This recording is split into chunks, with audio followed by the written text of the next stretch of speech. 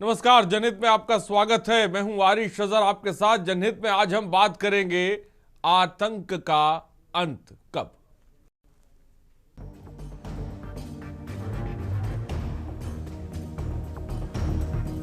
गुड़िया, वो गुड़िया उठिए। दोपहर मेरी गर्म पानी कर ली ना गर्म।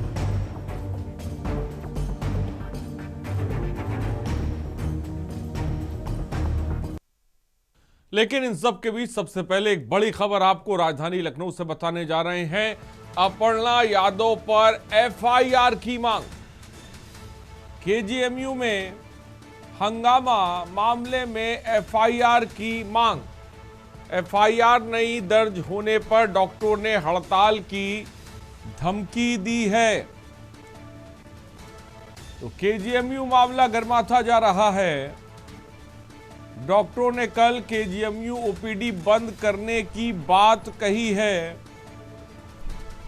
बड़ी खबर इस वक्त आपको बता रहे हैं, जहां पर अपर्णा यादव के समर्थकों पर आरोप लगा है 24 घंटे में एफआईआर ना होने पर ओपीडी बंद करने की चेतावनी। खबर इस वक्त आपको बता रहे हैं। डॉक्टर, कर्मचारी और पैरामेडिकल संगठनों की बैठक। और मनीष तिवारी हमारे संवाददाता इस खबर पर अधिक जानकारी के साथ जुड़ गए। मनीष, केजीएमयू मामला गर्माता जा रहा है और अब एक तरह से डॉक्टर कार्रवाई की मांग कर रहे हैं। अपर्णा यादव पर एफआईआर की मांग की जा रही है। इस बीच क्या ताजा अपडेट आपके पास है? जी बिल्कुल, जिस प्रकार से देखा जाए कि अपर्णा यादव की अगुवाई में उनके समर्थकों के द्वारा बीसी के कार्यालय का घेराव किया गया था और जिस प्रकार से डॉक्टर रजीम की गिरफ्तारी और उनके द्वारा जो है पूरी जांच में जो है आरोप लगाया गया था कि कई लोगों को जो है जांच में बचाया गया, और तो इसके चलते उनके द्वारा जमकर वहां पर इनके समर्थकों ने हंगामा किया था। जिसके बाद जो है वहां पर डॉक्टरों ने इस अपर्णा यादव के जो आंदोलन को जो है काफी निगेटिव माना। उनके द्वारा कहा गया था कि ये इस प्रकार का हंगामा यहाँ पर राजनीति नहीं होनी चाहिए, जिसके चलते उसके द्वारा जो है थाने में एप्लीकेशन भी दी गई थी। लेकिन अभी तक जो है अपर्णा यादव के खिलाफ और उनके समर्थक के खिलाफ एफआईआर दर्ज न होने के कारण आज उनके द्वारा जो है बैठक की गई है। बैठक के बाद जो है वार्निंग दी गई है कि अगर 24 घंटे के अंदर पूरा पुलिस महकमा इसमें मामले को दर्ज नहीं करता है तो कल से जो है तो क्या मनीष, इस अल्टीमेटम के बाद जहां पर 24 घंटे का अल्टीमेटम दिया गया है, इसके बाद से कोई एक्शन देखने को मिल रहा है अपर्णा यादव को लेकर, या कोई प्रतिक्रिया सामने आई अपर्णा यादव की तरफ से?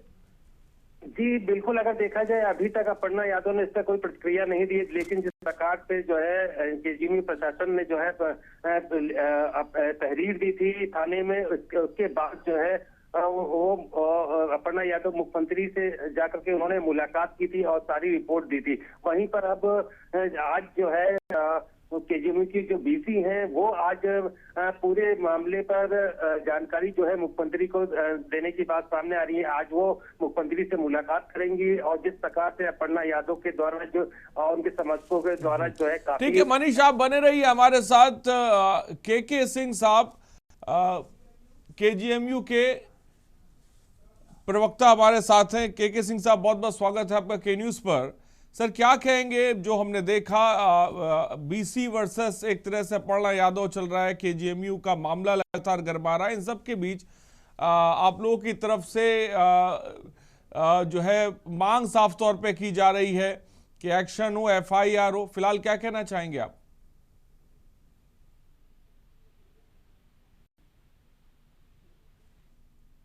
के सिंह साहब, मेरी आवाज आप तक पहुंच रही है?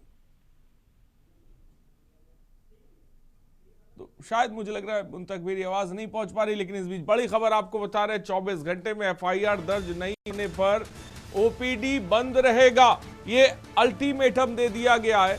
अब सवाल ये है कि आखिर इस पूरे मामले पर जहां पर वीसी बनाम अपर्णा यादव चल रहा है और दोनों तरफ से ही ये बात कही गई कि मुख्यमंत्री को इस पूरे मामले की रिपोर्ट सौंपी जाएगी, अब हाईकमान की तरफ से इस पूरे मामले पर क्या फैसला लिया जाता है, क्योंकि डॉक्टर ने भी अल्टीमेटम दे दिया है। और मनीष हमारे साथ है। हाँ मनीष, जानकारी दे। मामले को देखा जाए तो काफी मामला जो है गर्माता जा रहा है। जिस तरह एक तरफ जो है जहां पुलिस जो है डॉक्टर रजीम को लेकर के, और डॉक्टर केके सिंह हमारे साथ फिर से जुड़ गए। डॉक्टर केके सिंह साहब, बहुत बहुत स्वागत है। क्या कहेंगे सर, केजीएमयू में जो कुछ हुआ और मामला जिस तरह से तूल पकड़ रहा, और आप लोगों की तरफ से कहा गया है कि भाई एफआईआर की मांग की जा रही है। एफआईआर की मांग कर रही है सारे संगठन के केजीएमयू के फॉर्म पे। हम लोगों ने सरकार से अनुरोध किया था पहले सुरक्षा बढ़ाने का, वो बढ़ गई है, जिसका आभार है। लेकिन एफआईआर होनी चाहिए, जो लोग भी दोषी है उस पर कार्रवाई होनी चाहिए, और नहीं तो सब ये लोग ओपीडी बंद करने की बात कर रहे हैं कल 12 बजे। अभी मैं शाम को मुख्यमंत्री और डिप्टी चीफ मिनिस्टर के यहाँ मैं इसको मेल भेज रहा हूँ, प्रयास कर रहा हूँ कि रिजॉल्व हो जाए किसी तरह से। केके सिंह साहब, क्या ये ना माना जाए कि जिस तरह से मामला निकल कर आया सामने धर्मांतरण को लेकर, आप क्या मानते हैं कि केजीएमयू प्रशासन की तरफ से कोई कहीं पर गलती रही है या नहीं? नहीं, बिल्कुल नहीं। और हमने तो पूरी जांच एसटीएफ को आज चली गई, पूरी एसटीएफ जांच करेगी, बता दे कि किसकी गलती थी किसकी नहीं थी। लेकिन इस बीच अगर जो आप मांग कर रहे हैं एफआईआर की, अगर वो कार्रवाई नहीं होती है तो आपका क्या कदम होने वाला है? अब मत तो ये था कि ओपीडी के सामने प्रदर्शन किया जाएगा। जी, और ओपीडी जो बंद करेंगे तो क्या भाई मरीजों को दिक्कत होगी? क्या वैकल्पिक इंतजाम को नहीं करेंगे, इमरजेंसी सेवाएं बंद नहीं करेंगे। मैं अभी लोगों को समझा रहा हूँ, कोशिश करेंगे कि ओपीडी के सामने प्रदर्शन करें, ओपीडी के मरीज देखते रहे लोग डॉक्टर। लेकिन केके सिंह साहब, क्या मांगे आपकी? मैं चाहूंगा एक बार विस्तार से बताएं। मांग दो थी, एक तो सुरक्षा की थी, वो पूरी हो गई, आज पूरी सारी सुरक्षा आ गई है। दूसरी मांग थी कि जो एफआईआर लिखी गई उस पर कार्रवाई हो। मतलब आप ये चाह रहे हैं कि अपर्णा यादव पर एफआईआर हो? नहीं, मैं अपर्णा यादव उससे मतलब नहीं है। पुलिस जांच करे, जो उसमें दोषी है उस पर कार्रवाई करे। मतलब जिन लोगों ने तोड़फोड़ की थी उन पर एफआईआर हो, कार्रवाई हो। जो उसने तोड़फोड़ की, जो उसका दोषी, जिसने भड़काया, जिसने किया, उस पर पुलिस नियंत्रण संकट। क्या सर आप उस समय मौजूद थे जब ये पूरा प्रकरण हो रहा था? इसके बाद मुझे अंदर जाना पड़ गया था, क्योंकि हम लोगों को सुझाव दिया गया था कि आप वहां से हट जाइए। ठीक है, फिलहाल बहुत बहुत शुक्रिया केके सिंह साहब हमसे जुड़ने के लिए, अपनी बात को रखने के लिए। तो हमारे साथ डॉक्टर साहब जुड़े हुए थे। कर्मचारी और पैरामेडिकल संगठनों की बैठक हुई है। और मनीष, बहुत बहुत शुक्रिया आपका जुड़ने के लिए और तमाम जानकारी देने के लिए। और इन सब के बीच लखनऊ से एक और बड़ी खबर आपको बताने जा रहे हैं। लखनऊ से खबर है, यूपी प्रमुख सचिव स्तर के अफसरों को प्रमोशन। प्रमुख सचिव स्तर के अफसर एसीएस पद पर प्रोन्नत हुए। IAS Sanjay Prasad, IAS Ashish Goyal, IAS Ramesh Kumar, माफ कीजिएगा, खबर इस वक्त आपको बता रहे हैं।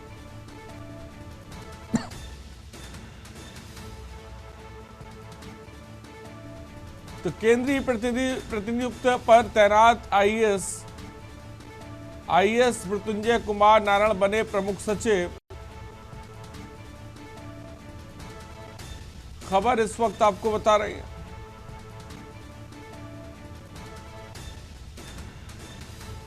तो यूपी के प्रमुख अफसरों के प्रमोशन हुए हैं, जैसा कि नाम आपके सामने, और हमारे सलाहकार संपादक के बख्शी जुड़ गए हैं। बख्शी, प्रमोशन हुए अफसरों के, क्या जानकारी है सर? देखिए, 1995 बैच के यूपी कैडर के ये अफसर जो अभी तक प्रमुख सचिव के कार्यरत थे, अब इनको अपर मुख्य सचिव बना दिया गया है। ये काफी दिनों से मामला लंबित था और काफी लोग प्रयास कर रहे थे। इसी बेंच के कुछ आईएएस अफसर रिटायर भी हो गए हैं, लेकिन इस समय पहला नाम संजय प्रसाद का था, जो पावरफुल अधिकारी कहलाते हैं उत्तर प्रदेश शासन में। उनको अब अपर मुख्य सचिव बना दिया गया। उसके साथ मेषराम भी बनाए गए, प्रमुख सचिव थे, इन्हें पर्सनल विभाग का अपर मुख्य सचिव बना दिया गया है। और जो आशीष गोयल है, पावर कॉर्पोरेशन चेयरमैन है, ये भी प्रमुख सचिव स्तर थे, इनको भी बना दिया गया है। भारत सरकार में 2-3 अधिकारी हैं, संतोष यादव हैं, और एक इसी तरह 3-4 अधिकारी भारत सरकार को प्रमुख सचिव, अपर मुख्य सचिव दर्जा दे दिया गया है। लेकिन कुल मिला के स्थिति ये है कि अभी तक इनका जो प्रमोशन था, इनको उत्तर प्रदेश की योगी सरकार ने दे दिया है। अब इनको मुख्य सचिव, अपर मुख्य सचिव बना दिया गया है। तो ये उत्तर प्रदेश 1995 बैच के अफसर को लिए अच्छी खबर है। जी, बहुत बहुत शुक्रिया बख्श जी हमसे जुड़ने के लिए और तमाम जानकारी देने के लिए। तो खबर इस वक्त आपको बता रहे अफसरों के प्रमोशन हुए, तमाम नाम आपकी टीवी स्क्रीन पर।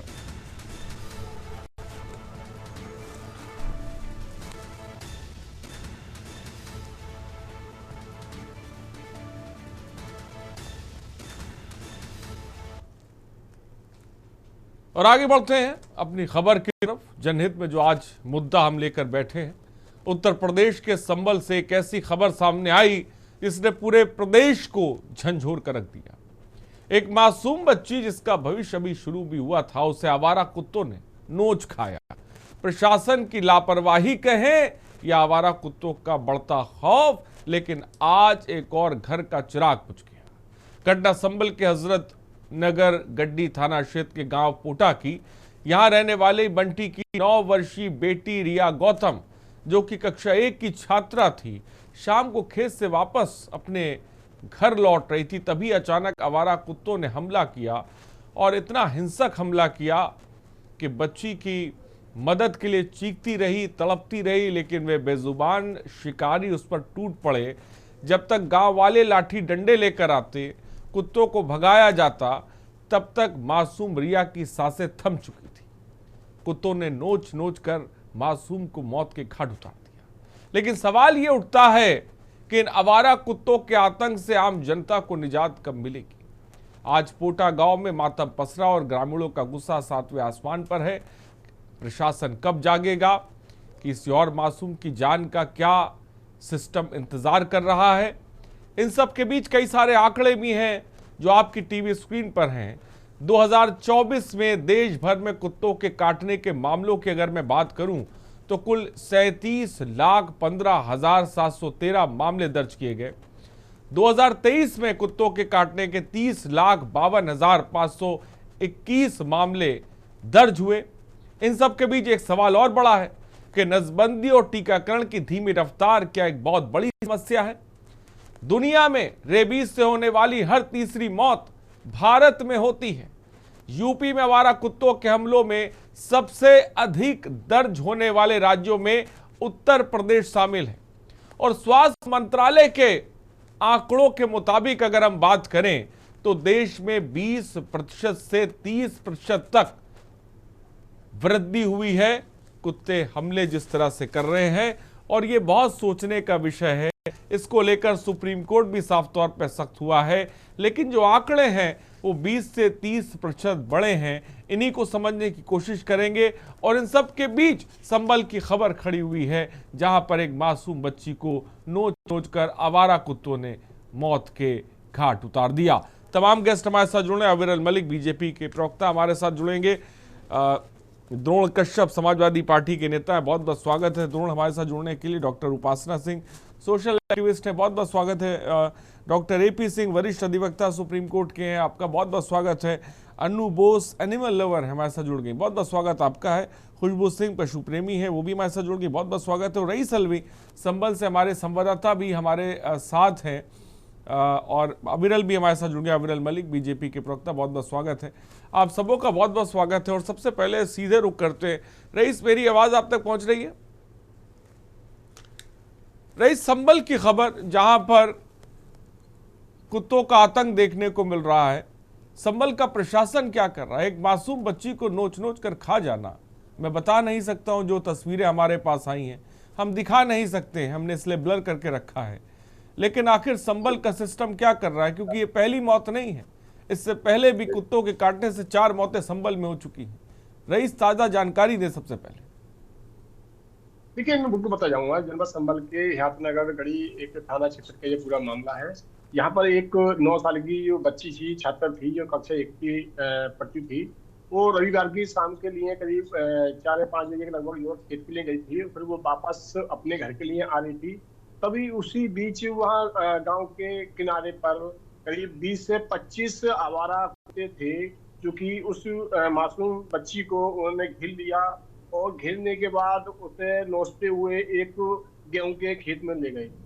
इतनी घिनौनी हरकत बच्ची के साथ इन कुत्तों ने, आवारा कुत्तों ने की है कि आपको मैं बयां करूंगा तो आप सोचकर हैरान हो जाएंगे। उस बच्ची को इतना उन कुत्तों ने नोचा कि उसका एक हाथ पूरा उखड़कर एक कुत्ते ले गए, और दूसरा जो पैर था, उसका एक पैर था, उस पैर का आधा हिस्सा रह गया और आधा हिस्सा कुत्ते नोच के ले गए। उस बच्ची के शरीर पर लगभग 100 से अधिक के जो निशान है कुत्ते के नोचने के, वो साफ तौर पर देखे जा रहे हैं। जब तक गांव वालों ने उसकी चीख पुकार सुनी, तब तक उस बच्ची की मौत हो चुकी थी।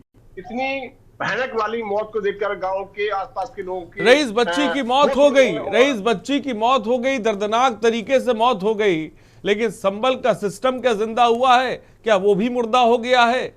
हाल फिलहाल अगर बात करें तो कितने बच्चों की मौतें हुई हैं आवारा कुत्तों के काटने से, बताएं। देखिए, अब तक का अगर आंकड़ा देखा जाए जो कि सरकारी कागजों जो समेटे है, जो कि लगभग 4 से 5 एक साल के अंदर 4 से 5 बच्चों की और बड़े लोगों की जो मौत हो गई है कुत्ते काटने के, जो कि सरकारी रिकॉर्ड में है। और अगर अलग रिकॉर्ड की अगर बात की जाए तो उनका अभी कोई रिकॉर्ड नहीं है। उसमें 10 भी हो सकते हैं, 15 भी हो सकते हैं, 5 भी हो सकते हैं, लेकिन सरकारी रिकॉर्ड में जो है वो 5 बच्चों की अब तक मौत होने की पुष्टि हुई है। लेकिन सबसे बड़ा सवाल ये होता है कि आखिरकार इन कुत्तों के लिए कोई टीम नगर पंचायत द्वारा क्यों गठित नहीं की जाती है? जगह जगह कोनों पर, चौराहों पर, बस्तियों में कुत्ते का झुंड देखने को मिलता है, जो कि छोटे छोटे बच्चे होते हैं, मासूम बच्चे होते हैं, स्कूलों को जाते हैं, कॉलेज को जाते हैं, तो उनका निकलना बड़ा दुश्वार होता है, उनको निकला नहीं जाता है, तो उनको कहीं जो आवारा कुत्ते होते हैं वो अपना शिकार बना लेते हैं और बड़ी परेशानी का सामना करना पड़ता है। लेकिन कुत्ते के काटने के बाद जब यही मरीज हॉस्पिटल में जाते हैं तो रेबीज का जो इंजेक्शन है उनको नहीं मिलता है एंड टाइम पर। उनको वहां पर बता दिया जाता है कि हमारे पास लेवल नहीं है, यहाँ पर है नहीं है, यहाँ पर स्टॉक नहीं है, तो बहुत सारी समस्या का उनको सामना करना पड़ता है, जिस तरह से उनकी मौत भी हो जाती है। लेकिन जो संबल घिनौना जो मामला सामने निकल कर आया है, इस बुरी रहमत से, क्योंकि जो हम बताएंगे तो बहुत ही दिल दहलाने वाला ये मामला है। इस तरह पर हमें प्रशासन से बात करनी चाहिए, तो प्रशासन ने कैमरे के सामने बोलने से साफ इनकार कर दिया। ये न्यूज की टीम लगातार गाँव की तरफ भी गई थी और लोगों से पूछा, गाँव वालों को तो प्रशासन चुप है, मौन है, हमेशा की तरह, जैसा कि हम जनहित के मुद्दे में उठाते और बताते भी। हमारे साथ वरिष्ठ अधिवक्ता सुप्रीम कोर्ट के डॉक्टर एपी सिंह साहब जुड़ गए। बहुत बहुत स्वागत है एपी सिंह साहब। सुप्रीम कोर्ट ने हमने देखा इस पूरे प्रकरण को लेकर, मामले को लेकर, जिस तरह से देश भर में कुत्तों का हमले देखने को मिल रहे हैं, आवारा कुत्तों के, अब गाइडलाइन जारी करिए। मैं जानना चाहूंगा, और तमाम दर्शक जो देश के सुन रहे हैं, किस तरह की गाइडलाइन है, क्या क्या उसमें मुख्य बातें, मैं चाहूंगा सर बताएं। देखिए, सुप्रीम कोर्ट सजग थी, जागरूक है, और सुप्रीम कोर्ट संवैधानिक संस्था है। जब भी देश को जरूरत पड़ती है, राष्ट्र को जरूरत पड़ती है, तो इस तरह की गाइडलाइन की सदैव दी है। जो कहा गया, सरकारों की जिम्मेदारी इसमें नापी है।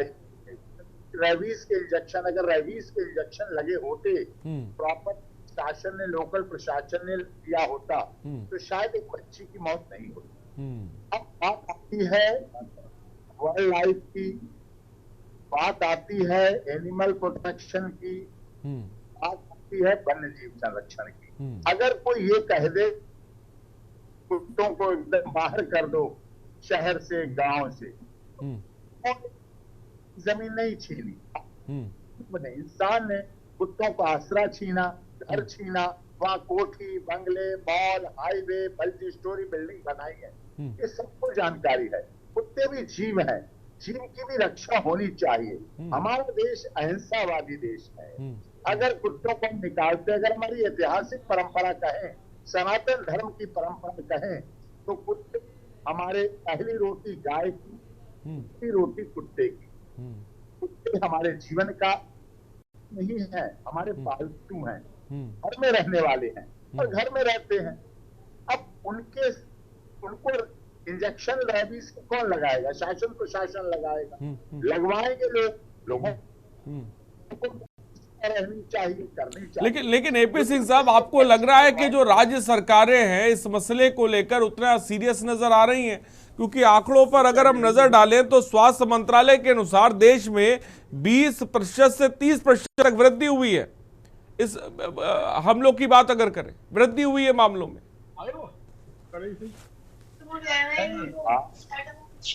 बिल्कुल सही कर रहे हैं। जैसे जैसे जनसंख्या बढ़ी, जैसे जैसे कुत्ते भी बढ़े, निश्चित तौर पर अगर हम दुनिया के सबसे बड़े लोकतंत्र हैं, दुनिया की सबसे अधिक आबादी वाले देश, गणराज्य देश है, निश्चित तौर पर वो भी है। लेकिन लोकल प्रशासन के लिए, दिल्ली की मैं बात कहूँ, दिल्ली में उनके लिए सारी व्यवस्थाएं बड़ी तेजी से की जा रही है। मेन चीज है रेबीज का इंजेक्शन, वही मौत का कारण बनता है।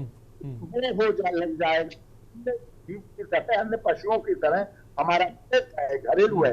मैं दिल्ली की बात करूं, कितने लोग कुत्तों के सहारे अपनी जिंदगी चलाते हैं, उनके बहू बेटे विदेशों में चले गए हैं, तो वो उनके सहारे जीवन, उन्हें जिंदगी जीने का एक अवसर मिल रहा है, एक मौका मिल रहा है।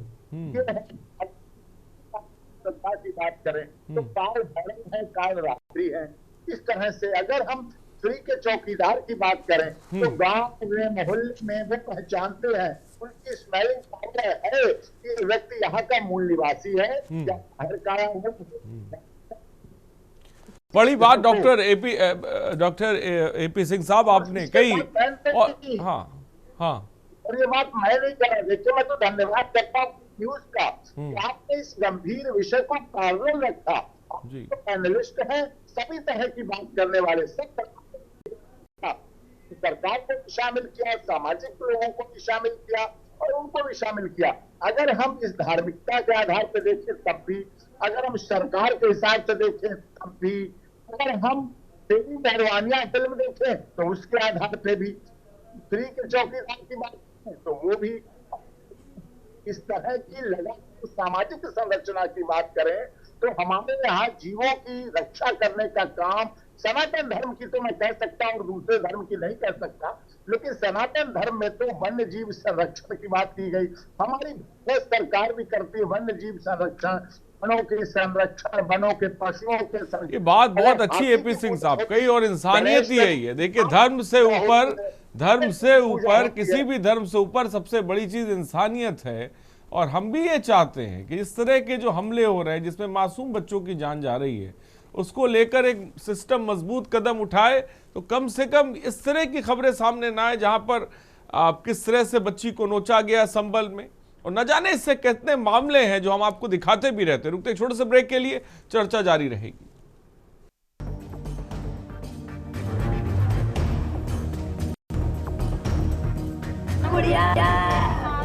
गुड़िया उठी है, दोपहर मेरी गर्म पानी कर ली ना गर्म।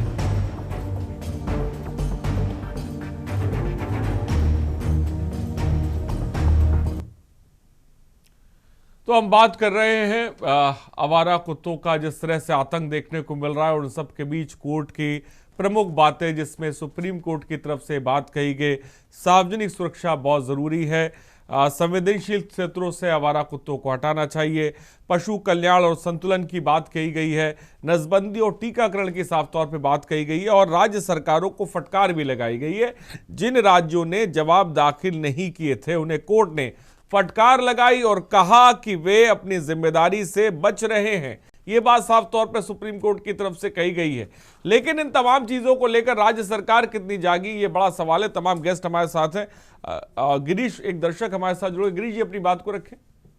मैं कहना चाहता हूँ कि ये देश का संविधान और कानून शायद जानवरों ने बनाया, जानवरों के लिए, इंसानों का इसमें कोई महत्व नहीं रह गया है। ऐसी घटना हमारे साथ हुई थी कानपुर में। मैंने खजरगंज थाने में एफआईआर की थी, उसमें सरला सिंह मेयर थी कानपुर की, और डीएम थे यहाँ पे डॉक्टर प्रभात कुमार। उनके ऑफिस में हम 10 बजे ड्रेसिंग वेसिंग करा के पहुंचे।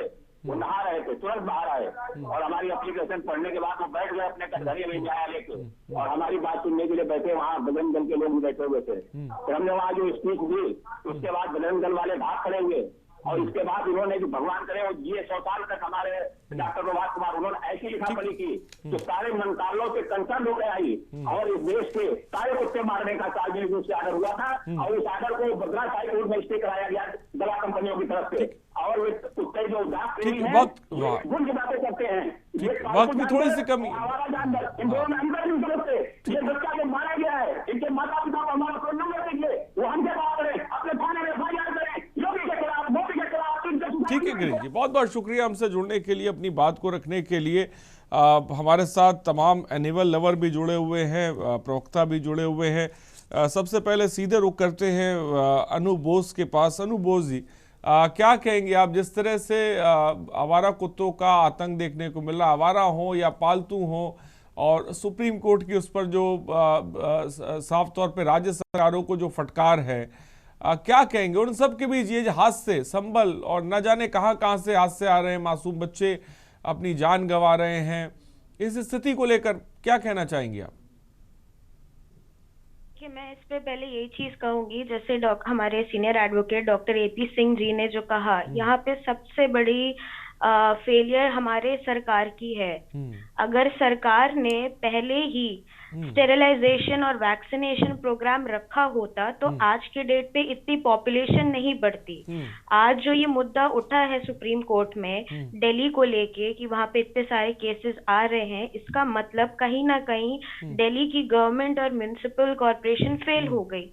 अगर हम लखनऊ की बात करें तो एचएसआई अपना काम अच्छे से कर रही है, एबीसी सेंटर्स यहाँ पे अच्छे से काम कर रही है, जहाँ पे अगर हम लखनऊ की बात करें पॉपुलेशन कम है। इनफैक्ट हम एनिमल वॉलंटियर्स और जितने एनजीओज है, आसरा द हेल्पिंग हैंड्स, मासूम फाउंडेशन और न जाने कितने एनजीओ, हम लोग अपने जेब से वैक्सीनेशन कराते हैं और स्टेरिलाइजेशन कराते हैं। मुद्दा ये भी उठता है, मैं मानती हूँ जो 9 साल की बच्ची के साथ हुआ वो बहुत ही दुखद बात है, लेकिन हमें एक चीज ये भी मानना पड़ेगा कि कहीं ना कहीं हमारे माँ बाप की भी गलती है। वो 9 साल की बच्ची जो शाम में निकली थी वो अकेले क्यों निकली? माँ बाप की एक रिस्पॉन्सिबिलिटी बनती है कि वो उनके साथ जाए। आज के टाइम पे 1 साल की बच्ची भी सेफ नहीं है इंडिया में, उसके साथ भी दुष्कर्म होता है। 18 साल की लड़कियों के साथ भी दुष्कर्म होता है। तो मुझे नहीं लगता है कि यहाँ पे हमें सिर्फ कुत्तों को दोष देना चाहिए। कुत्ते तभी हिंसक होते हैं जब आप उनको छेड़ोगे, वो तब तक आपको कोई अटैक नहीं करेगा। अब जैसे कि आपने कहा कि उन्होंने नोच नोच के खा लिया, कई बार ऐसे होते हैं कुत्ते भूखे होते हैं। अगर हम देखें कोई भी खाना नहीं देना चाहता है। कई बार कुत्तों के साथ रेप होता है, जो आजकल हर जगह आ रहा है, गाय के साथ रेप होता है, लेकिन कोई इस पे मुद्दा नहीं उठाता है। तो मेरा मानना यही है कि यहाँ पे सरकार का फेलियर है, यहाँ पे हम कुत्तों को गलती नहीं देंगे, बिल्कुल नहीं देंगे, मैं इस पे अग्री नहीं करती। हाँ, इस बात से आपकी सहमत है, बेजुबान की गलती नहीं, लेकिन सिस्टम जो है वो साफ तौर पे इस पूरे मामले को लेकर बॉन्ड बना हुआ है।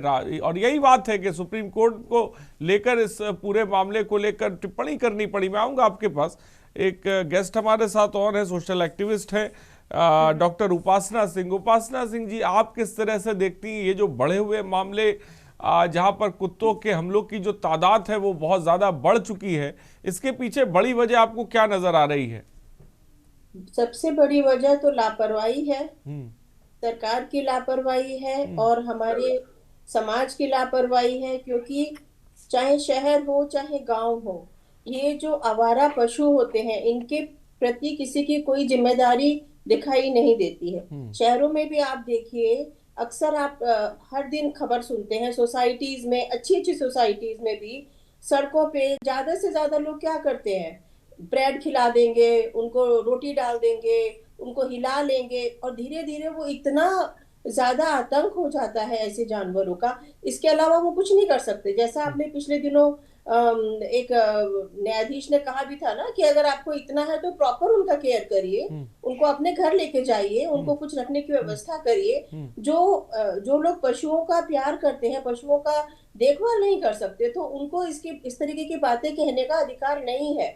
अगर किसी के घर का बच्चा मर गया, उसके दिल से पूछिए कि वो क्या उन पे गुजर रही होगी। यही बात, जिसके घर का बच्चा गया उसके दिल से पूछिए क्या गुजर रही होगी। और नरभक्षी जब हो जाते हैं जानवर, आप देखिए कि आवारा जो भी है, चाहे वो गाय है, चाहे सांड है, चाहे बंदर है, कितना आतंक उनका फैल जाता है। और उसमें जब बच्चे मारे जाते हैं या बड़े भी मारे जाते हैं, आप उनके दिल से पूछिए, उसके लिए कोई भी क्षमा नहीं है, न समाज के लिए न ही सरकार के लिए।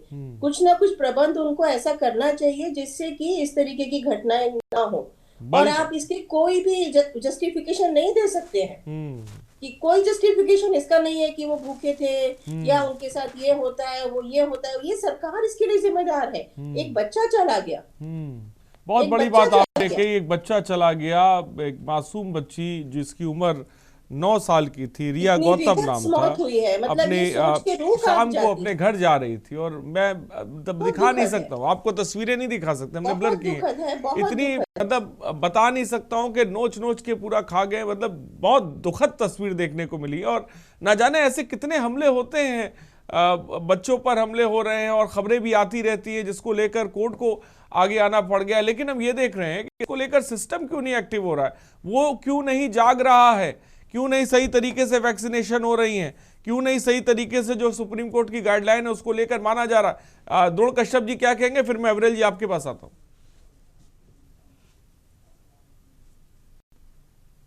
जी अदा जी, धन्यवाद, आपने मुझे चैनल पे बुलाया। देखिए, अभी तक जितने सोशलिस्ट हैं इन लोगों से सबसे जो बात निकल के आई है, वो मुख्य वजह जो है आज की डेट में वो सरकार का फेलियर है। सरकार इन विषयों पे बात करना ही नहीं चाहती है, ना इन पे कोई कार्रवाई करना चाहती है। ये सिर्फ आवारा कुत्तों का ही इशू नहीं है उत्तर प्रदेश के अंदर। आवारा जो बंदर होते हैं, जो जंगल काटे जा रहे हैं, वो गांव की तरफ और शहरों की तरफ भाग रहे हैं। बंदर भी एक बड़ी ये समस्या बन गए हैं। आज गांव में बच्चों के लिए काट रहे हैं, जिनका डेटा शायद आपके पास नहीं होगा कुत्तों का, क्योंकि ये घटनाएं आती रहती हैं, उनको हाईलाइट कर देते हैं। लेकिन बंदर भी एक बड़ी समस्या है। आवारा पशु जो गाय और सांड, इनसे जो घटनाएं घटित हो रही हैं आए दिन, मैं बता रहा हूँ कि अगर आप निकालेंगे तो रेशो इससे ज्यादा निकलेगा। कुछ इतने एक्सीडेंट हो रहे हैं, कारें टकरा रही हैं। अभी हमारे यहाँ केशव प्रसाद मौर्य जी आए थे बरेली, वहां पे उनकी गाड़ी से सुनने में आया कि एक सांड की टक्कर हो गई। तो इसकी देखभाली कौन करेगा? हालांकि उप मुख्यमंत्री जी तो चले गए अपने दूसरी गाड़ी करके, लेकिन उस जीव को वो निर्जीव है, उनकी सेफ्टी की जिम्मेदारी किसकी है? सरकार की है। सरकार बड़े बड़े वादे करती है कि गौशालाएं बनाई और भी चीजें हैं, तो उन पे कार्रवाई उस तरीके से करी जाए कि ताकि जमीन पे दिखे। इनके सारे काम जो होते हैं वो होते हैं, मंचों पे खड़े होकर बड़े बड़े भाषण दिए जाते हैं, बड़ी बड़ी बातें की जाती हैं कि हमने ये कर दिया। क्यों नहीं हो रहा है वैक्सीनेशन?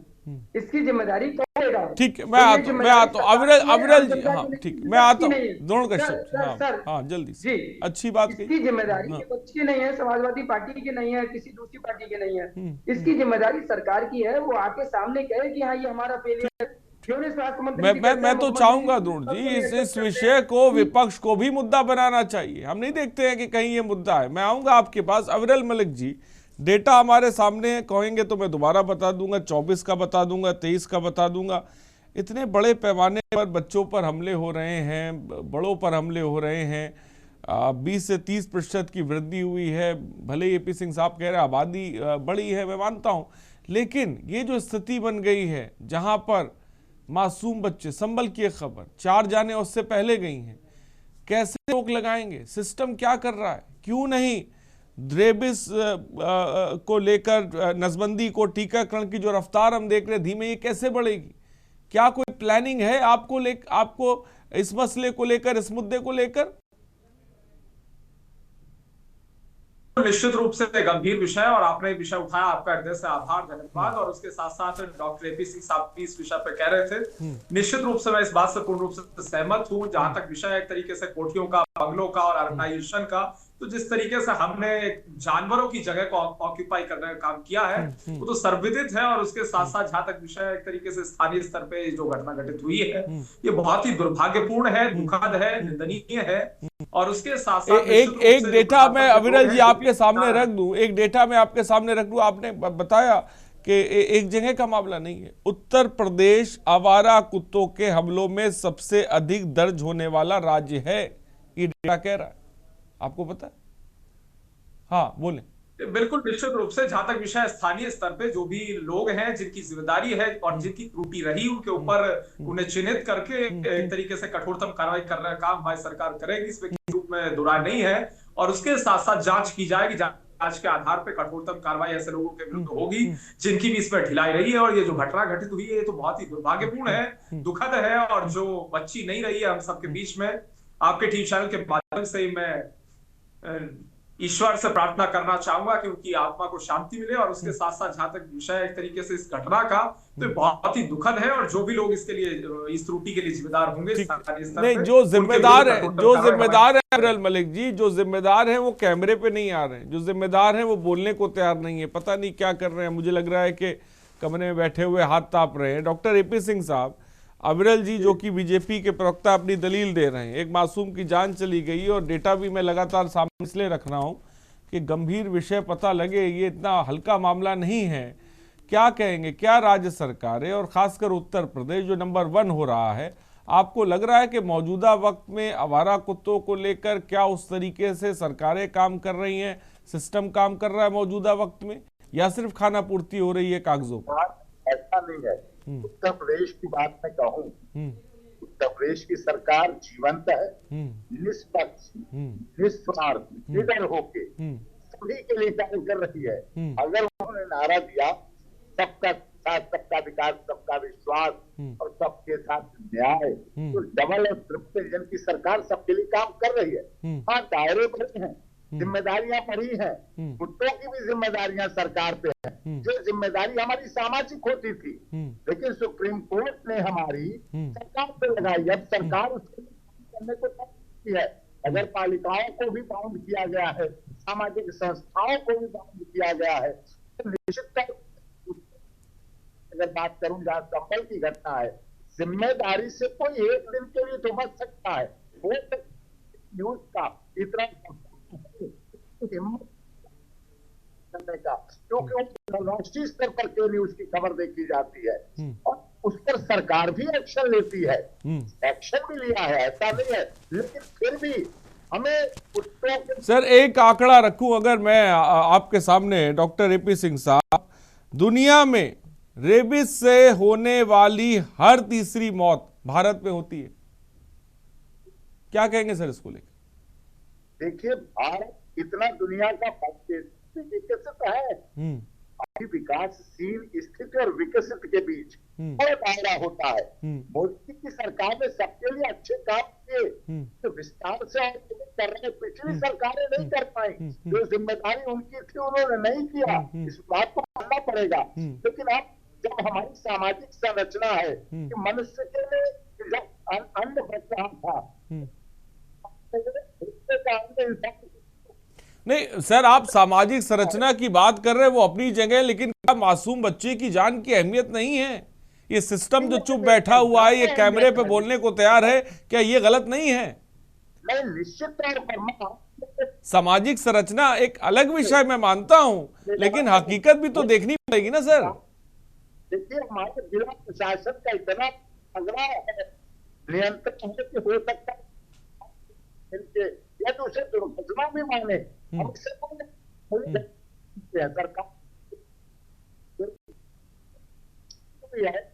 व्यक्ति की क्षति कभी पूरी नहीं हो सकती है, लेकिन अगर इस एक्सीडेंट है, दुर्घटना, तो उसकी क्षतिपूर्ति जिला प्रशासन निश्चित तौर पर करेगा।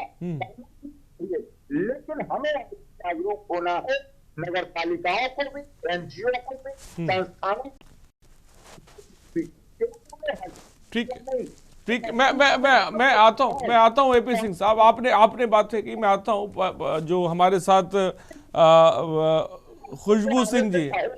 हाँ, मैं आता हूँ।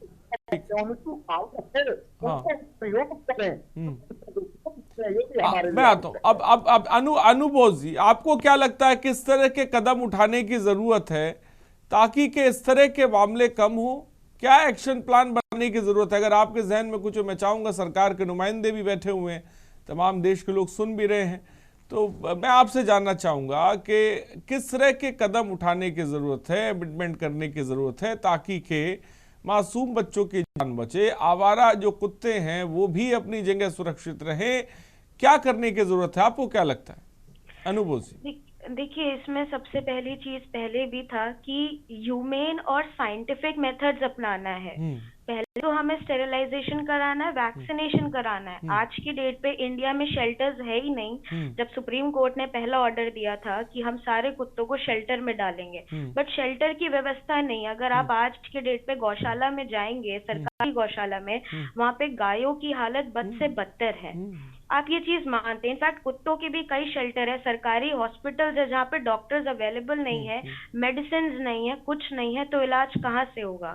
सरकार तो फंड अलॉट कर रही है, लेकिन जो नीचे के लोग हैं जो वो फंड्स का क्या करते हैं? पहली चीज, पहला सवाल ये है। अब जैसे उपासना सिंह जी ने कहा कि कुत्तों को खाना खिला देते हैं और वो आतंक हो जाते हैं। हम लोग समाज में रहते हैं, हमारे सनातन धर्म में कहा गया है, जैसे डॉक्टर एपी सिंह सर ने कहा कि पहली रोटी गाय को और आखिरी रोटी कुत्ते को। हमारा फर्ज बनता है कि हम उन्हें खाना खिलाए। आज वो रास्ते में इसलिए हैं हमारी वजह से, क्योंकि हमने उनके घर छीन लिए। अगर जितने लोग ब्रीड डॉग लेते हैं, क्या वो रास्ते से एक भी कुत्ता अडॉप्ट कर ले तो रास्ते में कोई कुत्ता नहीं बचेगा। ये बात सबको माननी होगी। अगर यही हम लेकिन कोई नहीं करता, तो लेकिन बहुतायत में ऐसा कोई नहीं करता, कोई नहीं करता।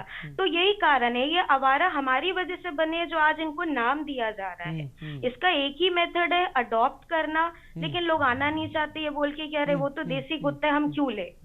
दूसरी चीज, खाना खिलाने पे सर मेरे पास आंकड़े हैं जहाँ पे एनिमल क्रुएल्टी केसेस हुए जो मीडिया पे नहीं लाए गए, जहाँ पे फीडर्स, वुमेन फीडर्स को असॉल्ट किया जाता है, मारा पीटा जाता है। मैं मानता हूँ ये भी अपनी, लेकिन एक इंसान की जान को बचाने के लिए, एक मासूम की जान को बचाने के लिए, क्योंकि जान कहते हैं बहुत हर की कीमती होती है, लेकिन क्योंकि हर जगह देखने को मिलता है कि इंसान की जान भी बहुत मायने रखती है, उसके लिए आपको क्या लगता है कि क्या करने की जरूरत है? देखिए, इंसान की जान बिल्कुल मायने रखती हूँ, मैं बिल्कुल कहती हूँ, मैं खुद एक इंसान हूँ, मैं ये नहीं कहती कि इंसान गलत होता है, लेकिन हमें जानवरों की भी, उनके अंदर भी जान है, वो बोल नहीं पाते हैं। हमें ही उनकी आवाज बनना है, तभी हम आगे उनके लिए कुछ कर पाएंगे। इसमें ये हो सकता है कि आप स्टेरिलाइजेशन करवाइए, वैक्सीनेशन करवाइए, अडॉप्शन कैंप रन करवाइए। क्या मौजूदा वक्त में आपको लग रहा है ऐसे कदम उठाए जा रहे हैं? देखिए, सरकार तो नहीं कर रही है, लेकिन जो प्राइवेट स्तर पे एनजीओज हैं, जैसे कि मैं खुद एक एक्टिविस्ट हूँ, मैं अपने जेब से वैक्सीनेशन करवाती हूँ, स्टेरिलाइजेशन करवाती हूँ। आज के डेट में मेरे पास 11 कुत्ते हैं और सब रास्ते से उठाए गए हैं। मेरे माँ बाप ने मेरे को ये सीख दी है, तो मुझे पता है कि सही और गलत क्या है। तो आगे की जनरेशन्स के माँ बाप को भी समझना पड़ेगा। आपने शायद अभी रिसेंट सुप्रीम कोर्ट की हियरिंग में सुना होगा, जहाँ पे सीनियर एडवोकेट ने एक दल रखा है कि दिल्ली यूनिवर्सिटी के स्टूडेंट्स ने 49 डॉग्स थे जहाँ पे 28-29 का स्टेरिलाइजेशन करवाया अपने पैसों से, जबकि ये काम म्युनिसिपल कॉर्पोरेशन का था। उन्होंने प्रॉपर ह्यूमन और साइंटिफिक मेथड्स यूज किए, तो हम लोग क्यों नहीं कर सकते हैं? RWA सोसाइटीज में वहां पे डॉग्स को हटा दिया जाता है, वो बिल्डिंग बनने से पहले वहां डॉग्स पहले से ही रहते थे। गाय के केसेस में भी है, गाय को लोग मारते पीटते, आप एक तरफ जाके पूजा करते हैं, नंदी भगवान को आप पूछते, वहीं आप गाय को मारते हैं। आज के डेट में इंडिया 2nd नंबर पे है बीफ एक्सपोर्टिंग पे। तो सरकार क्या कर रही है? बीजेपी सरकार ने कहा था कि हम, गाय हमारी माता है, हम गाय को बचाएंगे। तो बीजेपी सरकार ये क्या कर रही है? आज के डेट पे गाय इंडिया 2nd नंबर पे आती है बीफ एक्सपोर्टिंग पे। क्या कर रही है सरकार? ये सरकार की गलती है। ठीक है, अविरल जी मैं चाहूंगा इस पर कमेंट दे। अनूप बोस जी ने कहा कि जो सिस्टम को लेकर वो सवाल उठा रही हैं, रेबिस के इंजेक्शंस को लेकर, टीकाकरण, नसबंदी को लेकर, सामाजिक संरचना को लेकर एपी सिंह ने बात कही, लेकिन हम ये भी कहते हैं कि भाई जो बच्चे हैं, जो मासूम हैं, बुजुर्ग हैं, जवान हैं, उनकी जान की कीमत बहुत है। और तब जबकि हम देख रहे हैं कि इतने बड़ी तादाद में मामले हैं, और क्या कहेंगे अनूप बोस की बात पे? Final comment. गौरक्षा की बात की, गौसेवा की बात की, तो निश्चित रूप से अगर उत्तर प्रदेश की बात कर ली जाए तो गौरक्षा, गौसेवा निश्चित रूप से हमारी प्रायोरिटी में शामिल है। और उसके साथ साथ पूरे उत्तर प्रदेश में जैसे ही 2017 में योगी आदित्यनाथ जी के नेतृत्व वाली सरकार उत्तर प्रदेश में बनी, तत्काल प्रभाव से जितने भी इलीगल स्लॉटर हाउसेस थे पूरे उत्तर प्रदेश में बंद कराने का कार्य पूर्ण रूप से हमारे द्वारा जिस प्रकार से किया गया वो सबने समाजवादी पार्टी के प्रवक्ता कह रहे थे, और खबर भी आपके पास होगी, डिप्टी सीएम के काफिले से जो है एक सार टकरा गया। सोचिए, डिप्टी सीएम के काफिले से उनको दूसरी गाड़ी से जाना पड़ा। ये भी तो एक हकीकत है। बिल्कुल ये गंभीर समस्या है, और इसके साथ साथ जहां तक एक तरीके से गौआश्रय स्थल का विषय है, गौशालाओं का विषय है, तो आज उत्तर प्रदेश में बड़े स्तर पर गौशालाओं का निर्माण हुआ है और अच्छी गौशालाएं हैं पूर्ण रूप से, अगर कोई भी जाकर देखता है। लेकिन अगर कहीं किसी प्रकार की समस्या होती है तो निश्चित रूप से जो वहां के लोग हैं, देख रेख कर रहे हैं, उनके विरुद्ध भी कार्रवाई की जाती है हमारी सरकार। लेकिन अविरल जी अगर हम आवारा कुत्तों की बात करें तो उसको लेकर क्या कोई अभियान सरकार की तरफ से चलाया जा रहा है, किसी तरह के अवेयरनेस कुछ कार्यक्रम चलाए जा रहे हैं? तो मैं चाहूंगा जरा बताएं। हेलो। बिल्कुल बिल्कुल, देखिए इस विषय को निश्चित रूप से हमारी सरकार गंभीरता के साथ ले रही है, और ये जो घटना घटित हुई है ऐसी आगे भविष्य में घटना घटित ना हो, इस चीज को भी निश्चित रूप से हम गंभीरता पूर्वक ले रहे हैं। और जो भी लोग जिम्मेदार हैं प्रशासन के निचले स्तर पे, तो जांच के आधार पर उनके विरुद्ध भी चिन्हित करके उनके विरुद्ध कार्रवाई की जाएगी। हर जगह एक्शन होता है और पूर्ण रूप से उत्तर प्रदेश जिस तरीके से आगे बढ़ रहा है उस सबके। ठीक है, डॉक्टर उपासना जी आप क्या कहेंगी, किस तरह के कदम उठाने की जरूरत है? मुझे तो नहीं लग रहा, अविरल जी बता नहीं पाए। मैं यही कहूंगी कि जब अनकंट्रोल्ड हो जाते हैं जानवर, चाहे वो बंदर हो, चाहे गाय हो, चाहे सांड हो, चाहे कुत्ता हो, और अगर वो नरभक्षी हो तो उसके लिए आपको कुछ ना कुछ तो प्रयास करना पड़ेगा। आप सरकार से अपेक्षा रखते हैं कि सरकार उनके लिए शेल्टर हाउस बनाए, अगर सरकार नहीं बना रही है तो समाज की जिम्मेदारी है कि उनको कंट्रोल में लाए, क्योंकि कुत्तों से जिन लोगों के घरों के चिराग बुझते हैं या किसी भी जानवर से, तो उनके दिल से पूछिए उन पे क्या बीतती है। और मुझे लगता है कि एक मानव की जो जीवन है वो बहुत कीमती है और जानवरों का भी है, लेकिन जानवरों के लिए आपको खुद ही जिम्मेदारी लेनी पड़ेगी। आप उनको रास्ते पे खाना खिला के छोड़ देंगे, एक दिन आपने डाला, 2 दिन डाला, तीसरे दिन आपने नहीं डाला, नहीं थे आप वहाँ पे, तो वो फिर आने जाने वाले लोगों को काटेंगे। तो इसलिए जरूरी है कि आप शेल्टर हाउस बनाएं, उनको प्रॉपर एक जगह दें, नहीं तो फिर ये तो ऐसी घटनाएं तो होती ही रहती हैं। आपने देखा है लिफ्ट में भी बच्चों को काट लेते हैं। ठीक, ये बात आप देखें, हम इंसान हैं तो हमें भी उनका जीवन सुरक्षित रखना है, और कैसे रखेंगे अपना भी जीवन और उनका भी जीवन, ये बहुत बड़ा विषय है जिसका आंकड़े जब हम देख रहे हैं तो हैरत में आ रहे हैं। एपी सिंह साहब, मैं फाइनल कमेंट आपका भी चाहूंगा, कोई सुझाव सरकार को, सिस्टम को क्या करने की जरूरत है? देखिए, के साथ कहना पड़ रहा है इस देश में, मैं सर्वोच्च न्यायालय में 28 वर्षों से वकालत कर रहा हूँ, सुप्रीम कोर्ट बार का लाइफ टाइम मेंबर हूँ, परिवार के 10 सदस्य सुप्रीम कोर्ट लाइफ के बाद, लेकिन कोर्ट में अमीरों के गरीबों के कुत्ते, अमीरों के कुत्तों की है, गाड़ी है, मर्सिडीज है, खाना है, नौकर नौकरानी है, डॉक्टर है, सब कुछ व्यवस्था लगी हुई है। लेकिन गरीब का कुत्ता, गरीबों के कुत्ते, इनको हटाओ, निकालो, हटाओ, इनका कोई महत्व नहीं है। हम इसके लिए काम करते हैं,